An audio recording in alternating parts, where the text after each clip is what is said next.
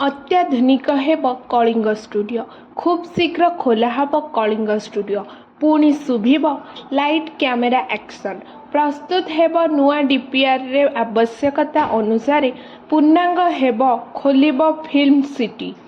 गतकाली भुवनेश्वर स्थित कलिंग स्टूडियो परिदर्शन करी कार्य समीक्षा करछन्ते मुख्यमंत्री मोहन चरण माझी।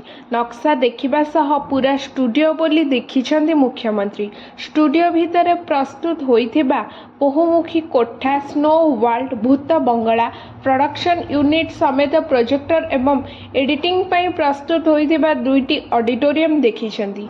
मुख्यमंत्री सह शिल्प मंत्री संबद स्वाई, विभागीय सचिव हेमंत शर्मा और सांस्कृतिक विभाग सचिव समर्थ वर्मा सह सिने कलाकार श्रीतम दास, हरिहर महापात्र प्रमुख उपस्थित रहितले। कलिंग स्टूडियो कार्यर समीक्षा पर मुख्यमंत्री कहिसंती वर्तमान सुधा 90% काम सरिछि, शीघ्र बाकी काम सारिबा को निर्देश देइछंती।